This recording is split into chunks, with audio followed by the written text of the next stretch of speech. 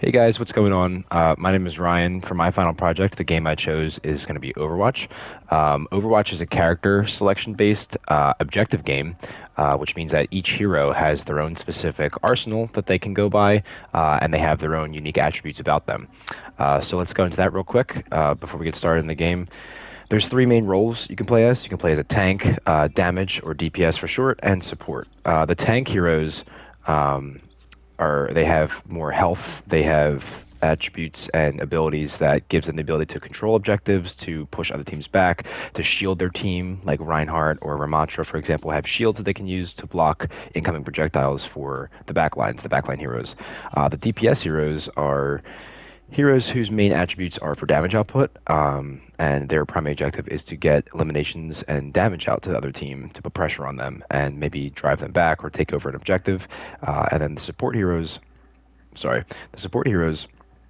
have attributes about them that would help their team win a fight, not so much damage-wise, but more so um, giving them boosts and buffs that would help them win the fight. So, say, for example, Lucio, he can heal his team as well as give them a speed boost. Mercy's able to give a damage boost as well as healing. Characters like Lifeweaver or Jetpack Cat right here, they're able to move their team out of maybe some sticky situations, help maneuver, flank, stuff like that. Um, every character has an ultimate ability. Their ult is unique to them and can be detrimental to a fight for the opposing team. It can alter the course of the game entirely. Um, it'd be a lot to get into right now, and I'm going to try to keep this video as short as possible. I know Professor's got a lot to grade, so that being said, let's jump into a game. While we're waiting, I can go over some quick history about this sport or this game in esports. So the competitive scene in this game really started with the release of Overwatch. There were some amateur third-party regional events going on, stuff like that. Uh, but in 2018, the OWL, the Overwatch League is really what took off as the primary esports competition. Um, this had city-based franchise teams, which means that the buy-ins were around $20 million, and it was one of the first esports leagues that were modeled after traditional sports system. So there were teams like there were Philadelphia teams, there was an Atlanta team, there was localized teams that people were able to root for. So we're in game right now. I'm gonna go with in this game mode. This is an attack on New Queen Street, so I'm going to go with one of my favorite heroes. This is Sigma. The purpose of this game mode is to try to get the robot to push the objective back and forth. As you can see in the top middle of my screen, the robot will either push either objective more towards their end goal. Try not to hurt yourselves out there. So Sigma's primary ability is he has these two balls that he shoots. They do damage on impact. They don't have great range, but they explode and do a little splash damage. L1 is his damage absorber, which turns incoming projectiles into shield for him. My R1 is a big rock that stuns enemies, and my L2 is a shield that he can project and protect the teammates that I have right here. So here's the robot that we're going to be going after. This should be fun. And if we get on the objective, we're going to be able to try to push him. See how the Orisa is trying to play that objective? That's the primary role of the tank.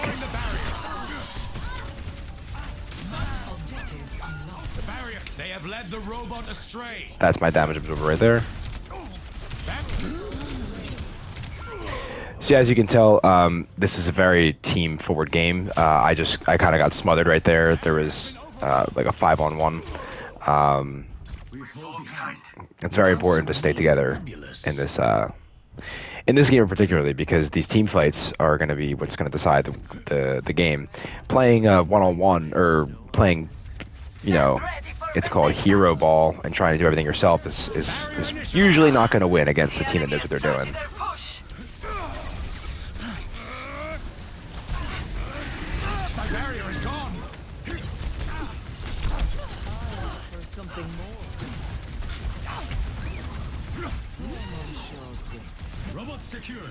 So here we just got a good pick on that Bastion. A pick is just an elimination. We were able to get one of their fighters down. That's a big advantage in a team fight because now that pushes the odds more in our favor if we're able to get one of their primary damage outputters out of the fight for a little bit. Barricades on the move. And an outslover. So as a tank, my job is kind of to just front my team, create space.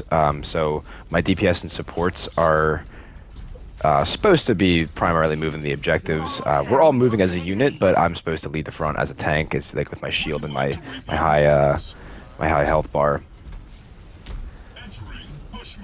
Sometimes the team will go astray like this.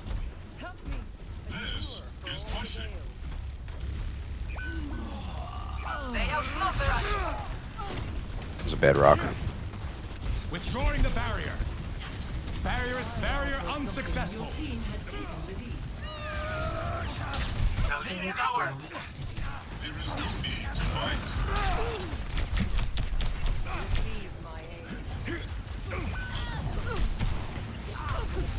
Actuating the barrier. The enemy has That's a good claimed the pick. robot.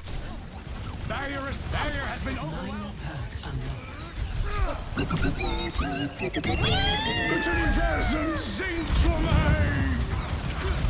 So that was my ult that I just used right there. That was my Sigma ult. Not the best ult, like not the best way to use it. I tried to get a quick pick on their back line. But I wasn't that successful at that. I'm also not the best, as you can probably tell. I'm not the best player in the world. I do just play this game mostly for fun, but I do have a good time. Playing this game. I like the. I'm a big fan of the character-based model of the game. Stop the enemy immediately. The barrier is weakened. I'm under attack.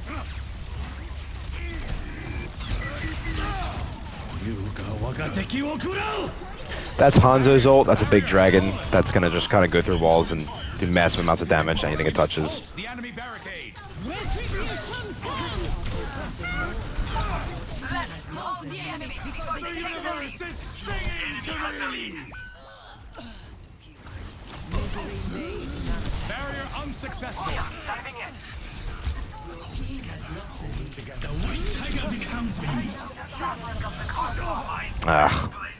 Almost.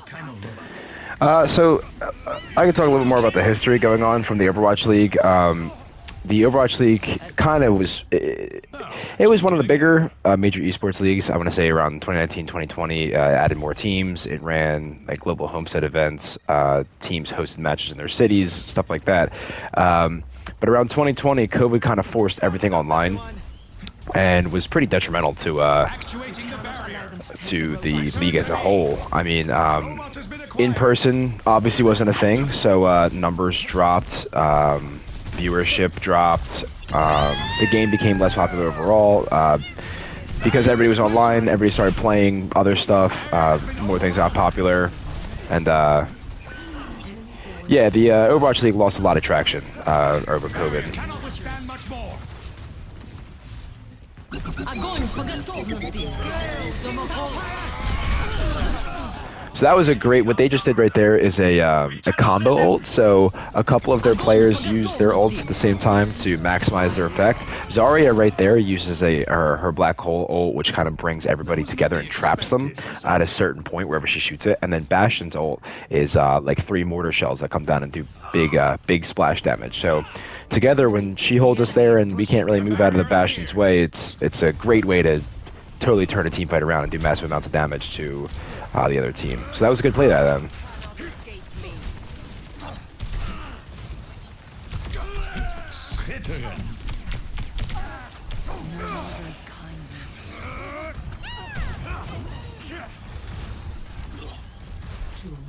Rolling with the robot.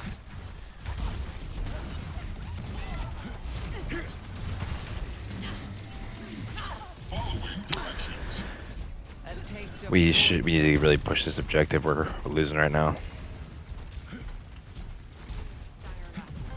Enemy forward spawn reactivated. I'm not gonna follow that Hanzo. He's kind of trying to bait me into a fight that's not really gonna be the best for me. This Zarya is a little hard to deal with as a Sigma because I can't absorb her damage outputter because she doesn't produce projectiles per se. She has sort of a laser beam that's not The robot has been taken from us. absorbable via my Robot is damage with us. absorber. Onward to the barricade.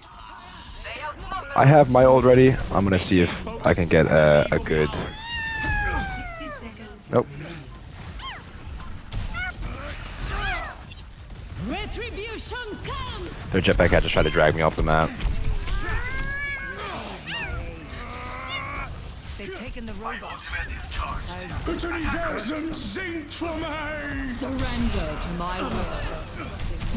Actuating the barrier. So that was not a bad ult on my part. I got 2 of them pretty low health, and my teammates were able to finish them off. Hip ultimate is ready. 30 seconds remaining. Really need to push this robot up here. They're gonna try to hold this point and contest this point pretty hard. All I gotta do is really just stay on it as a tank, let my damage take care of the support backlines. 10 seconds. So now we have the lead. If I can just stay on this point, we should win this game. Hey, great work, team. Let's keep it going.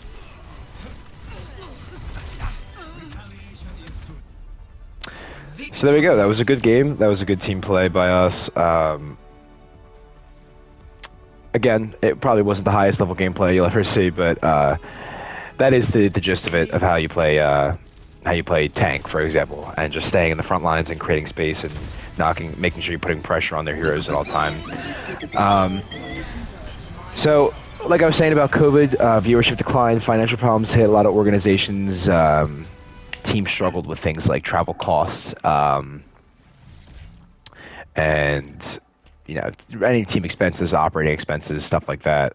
So that was a big thing. COVID impacted a lot to do with outside of esports, like businesses and stuff like that. So it was no different for these teams. So in 2023, Blizzard kind of ended the Overwatch League because teams voted on a payout to leave the franchise system, as it just wasn't. It didn't have the same traction that it previously had. So in 2024. Blizzard, who are the makers of Overwatch, sorry, I should have mentioned that. Blizzard is the company that developed Overwatch. They replaced the Overwatch League with the Overwatch Championship Series, which is, I think, actually a pretty cool way to go about it. That's what's going on right now in 2026.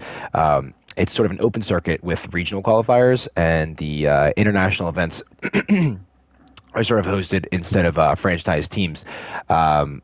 Which I think is pretty cool. It's like teams can register for the Champion Series and qualify regionally. So rather than being on a team and having to be on a franchise team and trying out for that team, if you have a good group of people, you guys could qualify, which I think is pretty cool. I like that open format. Some of my favorite players from the previous Overwatch League is one of my favorite players is I can't remember, it's J1 I believe is his name, but he goes by Sinatra. He was in 2019 he won the Overwatch League MVP. He's pretty cool. He's very fun to watch. Another one is I remember Fleta. He was the 2020 Overwatch MVP, and he was a really good DPS player. So he was able to, depending on what the other team was running, whatever team composition they were running, he was able to adapt and use a counter hero. I mean, every hero pretty much is a counter. So it's very good to have someone who's able to play a lot of heroes and counter very well. Yeah, so some of the teams from the Overwatch League were the San Francisco Shock, the Seoul Dynasty, Dallas Fuel, Shanghai Dragons. You used to be able to get these Overwatch skins in this game. I might have one. I'm not sure. I might have this McCree skin. Yeah, Philadelphia Fusion. See, I have this Philly Fusion skin. Because I thought the orange was pretty cool. But yeah, so that just shows that the integration of the Overwatch League into regular gameplay. They how all the heroes had their own. That's kind of like how the characters in game were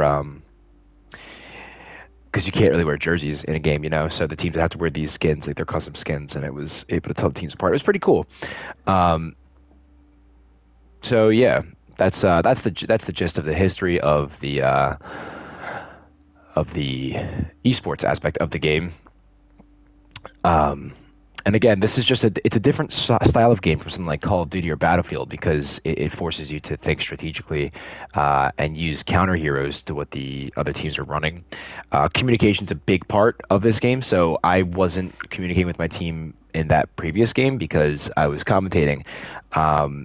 But uh,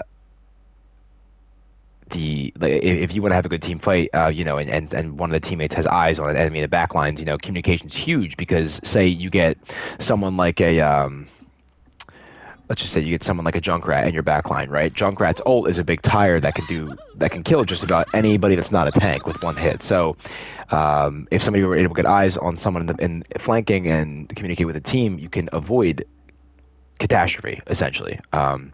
So that's why communication is a huge part of that game.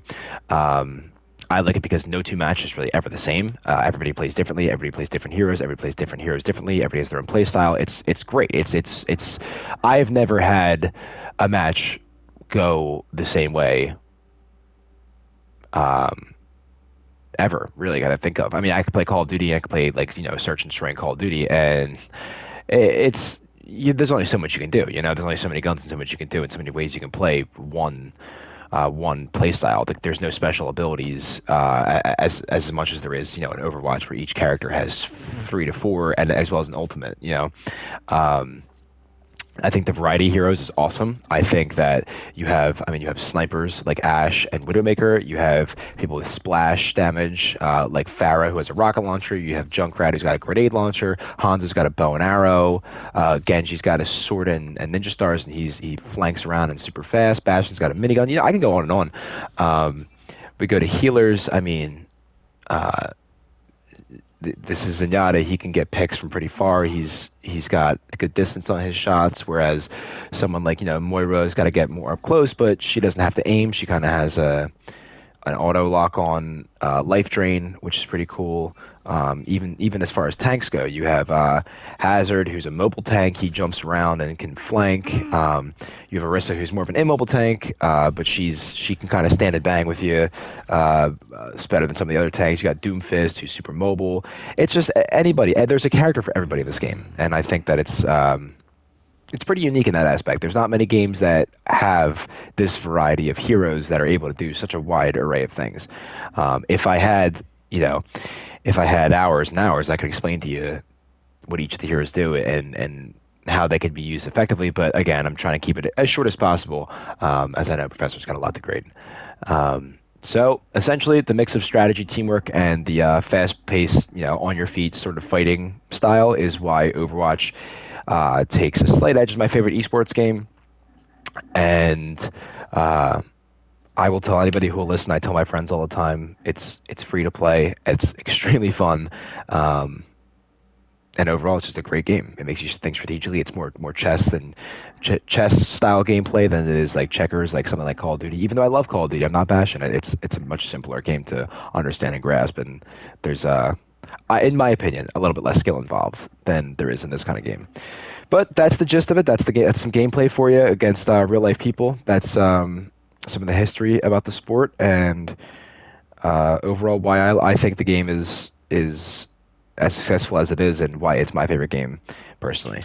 I hope you guys have a great rest of your day and thanks for watching.